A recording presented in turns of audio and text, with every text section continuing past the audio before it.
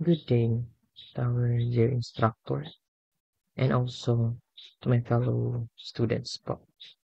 I am Kevin Franz Patrick B. together with Vera Cedric Paul A. And we're here po to present the chapter 8, which is the mathematics of graph coloring. So let's start na po.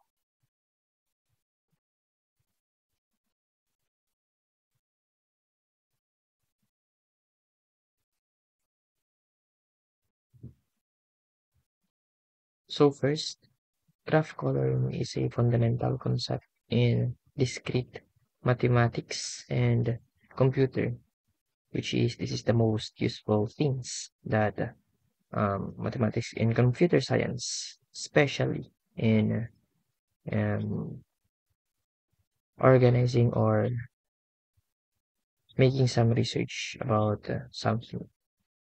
Then next, this chapter is delves into the theory, application, and algorithms related to graph coloring, a technique that assigns labels or colors to elements of a graph subject to certain constants.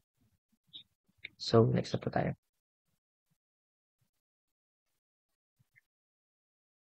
Here is our introduction to graph coloring. Graph coloring is the assignment of colors to vertices, edge, or regions of a graph such that adjacent elements do not share the same color.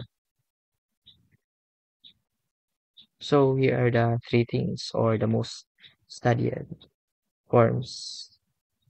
First is the vertex coloring, assigning colors to a vertex such that no two adjacent vertices share the same color. So this is the part of um, the graph that is in the very upright na po siya. And next is the edge coloring, assigning colors to edge such that no two edge sharing the vertex have the same color. So ito na po yung parang line sa bawat dulo po ng graph. Or sa planning graph pa lang po siya. Hindi po siya yung pinaka-final. Then the next po is the face coloring, used in planar graphs where regions formed by edge are colored such that no two adjacent regions share the same color. So here are the three examples po of vertex, edge, and the face coloring po. Ito na po siya. So this is po the, can you see po sa PPT po natin. This is the vertex po. Kung napapansin niyo po, hindi po siya same color. This is the blue, yellow, and the red one. So dito po sila nagkaparehas lang. By the opposite side na po siya. Then this is po the edge. Bandang dulo po talaga siya.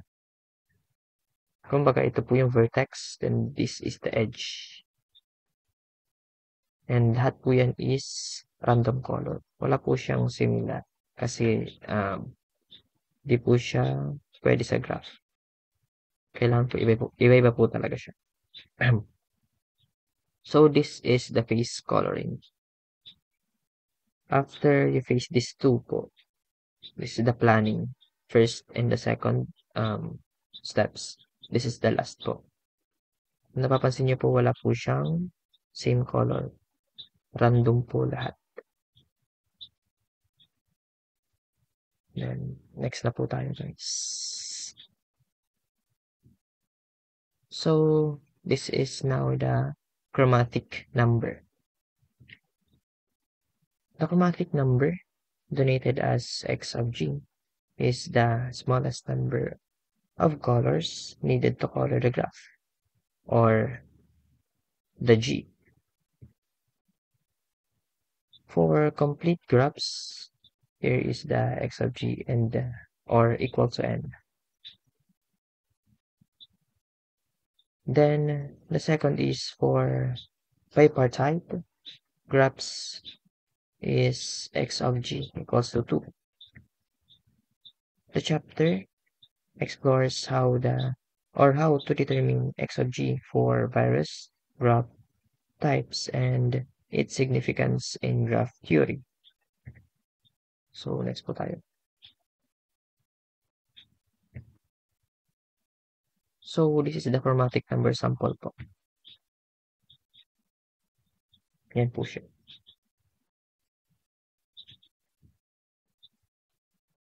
And the first, second, third, and so on na po yan. So, here na po yan, yung G, which is the smallest number of colors needed. So, color na rin po yan.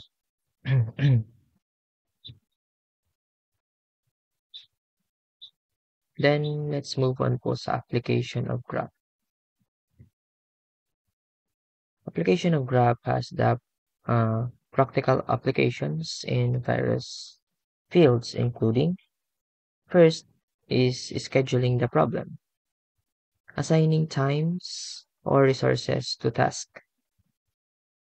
Then second, register allocation, assigning variables to CPU registers in compilers.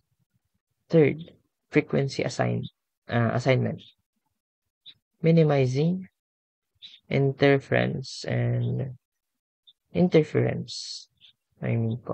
wireless networks. Next, or in the last one po, is the map coloring, which is the very final output na po to in the map coloring.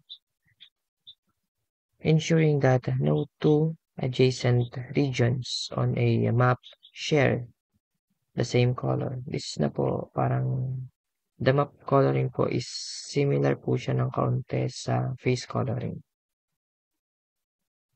Then, next na po tayo. The theorem. The four-color theorem states that any planar graph can be vertex colored using at most 4 colors po. Example po ng 4 color based po sa mga ginawa po namin thesis by the using of graph in quantitative research is the red, blue, green, and the purple. It's the 4 po. The 4 common pong ginamit po namin color. The next po is its proof relies heavily on computational verification. The last po is the theorem has implications in cartography and planar graphs. Then proceed po tayo. Then this slide po is now be reported with Mr. Cedric po. Algorithm for graph coloring. Several algorithms help solve graph coloring problems. Greedy algorithm assigns the smallest available color to each vertex.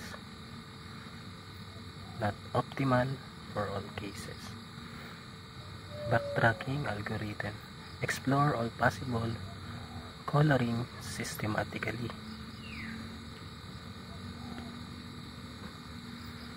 Heuristic methods, approximation algorithm for large or complex graph. Graph coloring by SAT solvers, transforming the problem into a satisfiability problem. Edge and total coloring. Edge coloring discusses Bayesian theorem, which classifies graph into two types based on their edge chromatic number. Total coloring combines vertex and edge coloring into the single problem. Advanced topics. List coloring. Each vertex has list of permissible colors. The task is to find a valid coloring.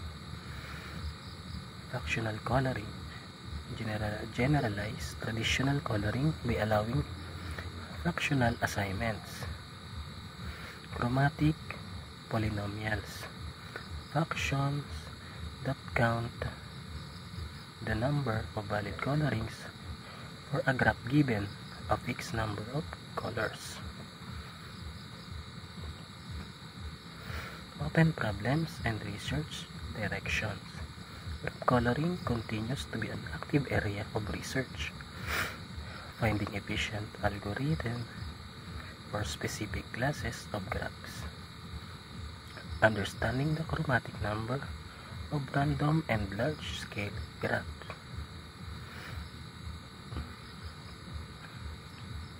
Exploring connections between graph coloring and other mathematical domains.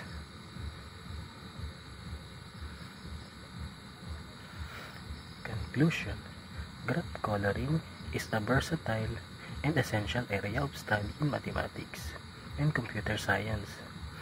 Its wide-ranging applications and theoretical challenges ensure its continued importance in research and practical problem solving. This chapter provides a comprehensive overview of graph coloring, equipping readers with the tools to apply its principles effectively and explore further in the field. And thank you.